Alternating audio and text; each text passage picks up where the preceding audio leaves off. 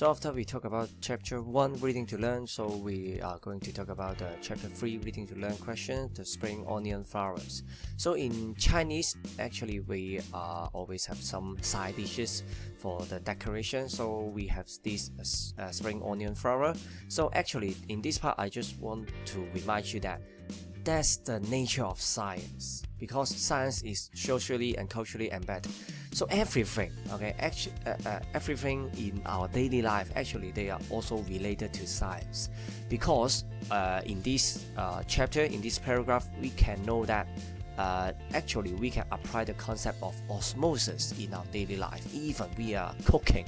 So that's why in this paragraph you can see that we can prepare a spring onion flower easily by making several vertical slits at one end of the spring onion section and then put it in the water.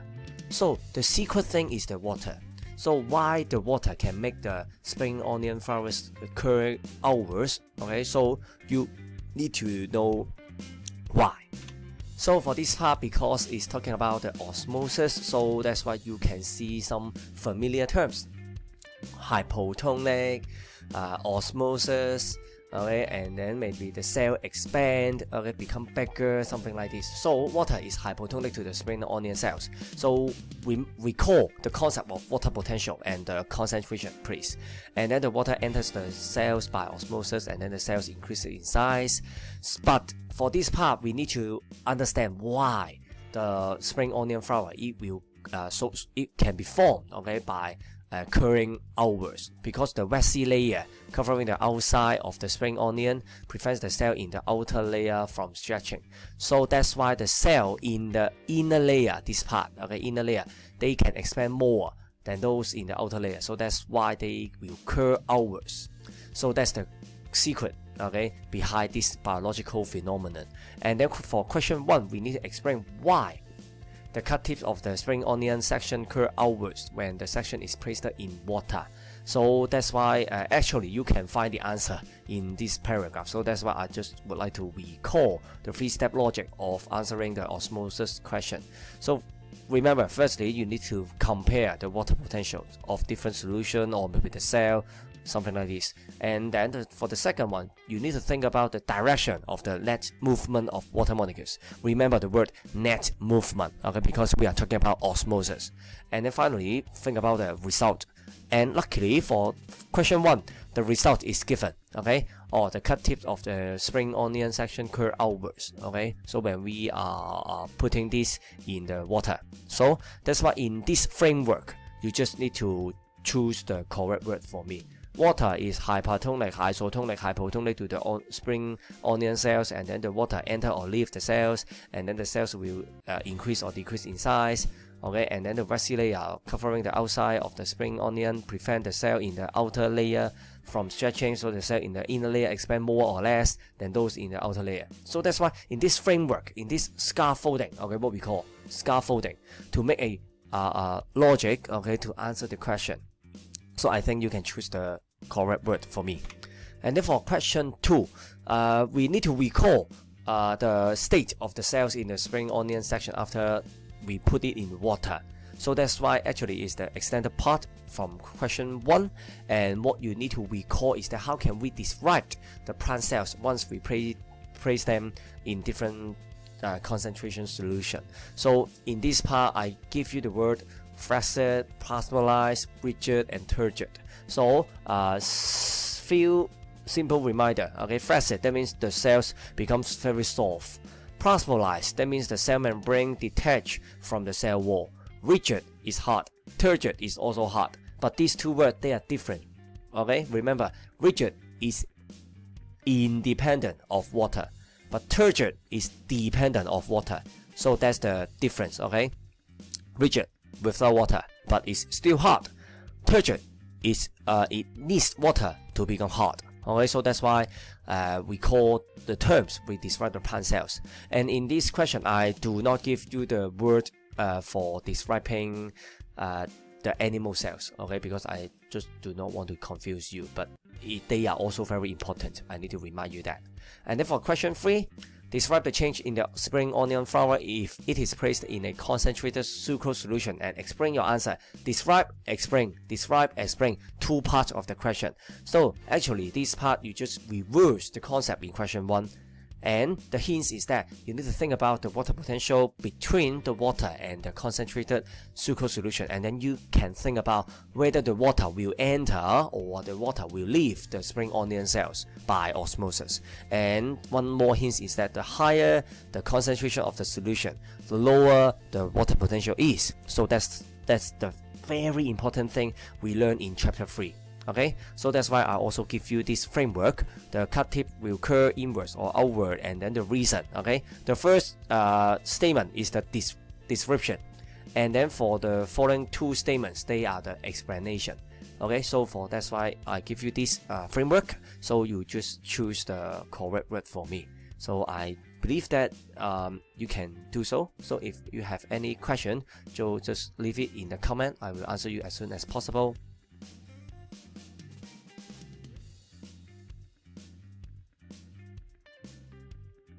So after talking about chapter 1 and chapter 3, so we are going to move on to chapter 4. So for chapter 4, the topic is peeling an orange. So you can see that once we are so skillful, okay, once we peel the orange, there are still some white material attached on the orange. So that's why it inspires the scientists to try some new method, okay, to try to remove the albedo, okay, in the orange, just like this. So that's why for these questions, okay, just like before, we are talking about the science, the technology, and also the society.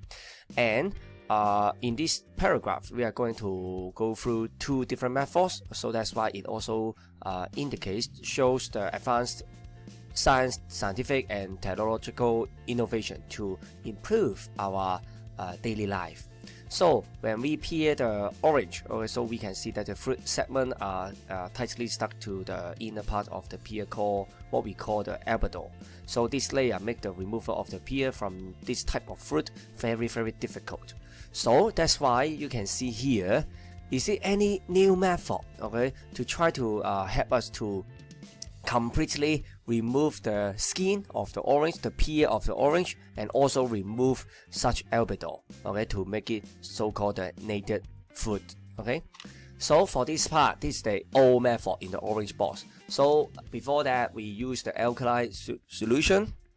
We immerse the orange in the alkali solution, but however, the taste, the texture, and the appearance will be a bit changed. So if you are a chemistry student, you will know that the alkali solution, they are bitter.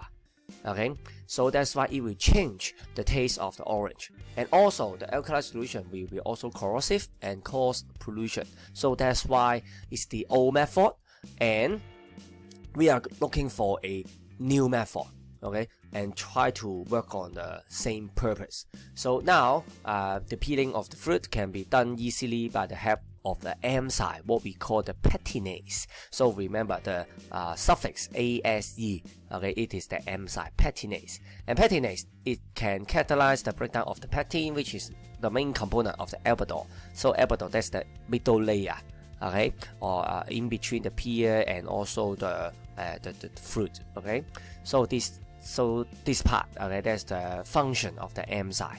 And how can we perform the whole procedure is that we incubate the fruit, okay, we put the fruit in the solution, okay, the solution of the petinase, and we keep the temperature about 30 degrees Celsius, but not room temperature, okay. We are not putting it in the room temperature, but putting it in the 30 degrees Celsius. Why? And also we put it for a certain period of time, 25 minutes, but not 1 minute, but not 5 minutes, but 25 minutes. So you can start thinking about it, why we need to do so, okay. And after incubation, the peels can be easily removed by hand. So that's why we can get what we so-called the native fruit here. So for question 2, question 1 and 3, we shall talk about in next slide. So for question 2, explain why the fruit can need to be incubated in the petinase solution at about 30 degrees Celsius for 25 minutes before peeling. So remember that when we are reading the questions of biology or at any other subject. So beware of how many parts, okay, you need to answer. And in this question there are two parts actually. The first part is talking about why we need to put it at about 30 degrees Celsius, but not temperature, but not 80 degrees Celsius, but not 100 degrees Celsius, or but not in 0 degrees Celsius. Okay, so you need to recall the MSI characteristic. Okay, any impact, any effect of the temperature on the MSI activities. And also why we need to incubate the fruit in the patinate solution for 25 minutes. Okay, so you also need to think about the reaction time, but not 1 minute, not 5 minutes, okay, not even 1 second, but 25 minutes. So the two questions, okay, the answer is that the activities of the patinate is higher or lower at 30 degrees Celsius.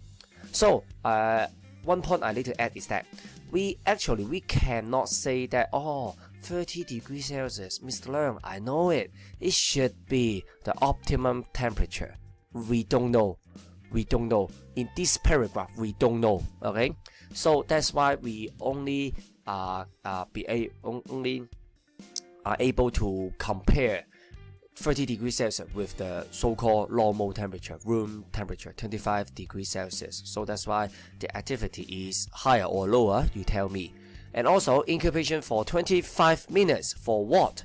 So incubation allows time for what? For which enzyme to act on the albedo. So I think you can easily find the answer from the paragraph. So that's question 2. And then for question 1 and 3. Question 1 is talking about the comparison of the old method and the new method. So that's why you can find the information from the paragraph. And one point I need to add is that we use the enzyme, okay, instead of the alkali solution to try to remove the peel of the fruit, remove the albedo easily. So actually it's also an aspect of nature of science. Advanced scientific and technological innovation.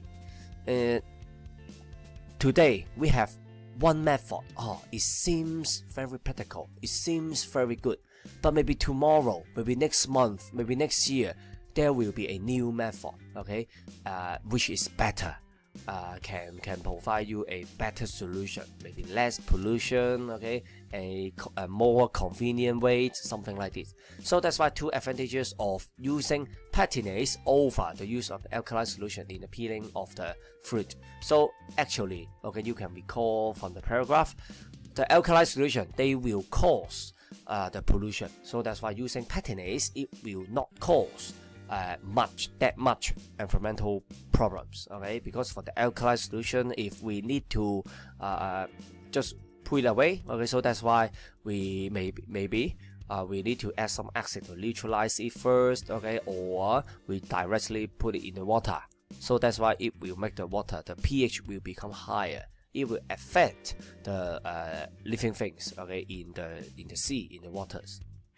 So, and also the other advantage is that by using the patinates, it can give the product of higher quality, because the process does not involve the use of the alkali solution. Because for the alkali solution, it is bitter, so it will change the taste of the orange, okay, and also even the texture, okay, it may become a bit soft, okay, than before. So that's why it may not be a good method, okay.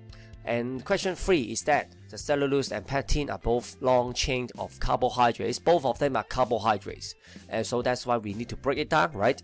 So explain why the pectinates can catalyze the breakdown of the pectin, but not the breakdown of the cellulose. So this part for question 3, you need to recall the enzyme characteristic. So remember that in chapter 4 we learned a lot of the enzyme characteristic. For example, made up of protein, the enzyme is specific, the enzyme activity can be affected by the temperature or pH, and many. For example, the enzyme they remain unchanged after reactions, so that's why they can be reusable, something like this. So we learn a lot of characteristic of enzyme. But now I only limited to these 3 characteristics, so I think you can be able to choose the correct one for me. Okay, so according to this question, Okay, according to this question. Okay, so for this part, the action of the pectinase is do. Okay, so you need to tell me the M side characteristic. And the reason, okay, the reason because you need to explain, right? Okay, you need to explain. So cellulose and pectin have different structures, so the cellulose cannot fit into the what site of the pectinase. So in the M site, what site you have learned before. So that's why the pectinase cannot catalyze the breakdown of the cellulose, okay, but they can catalyze the breakdown of the pectin. So I think for the question chapter 4, these 3 questions are a bit easier than before.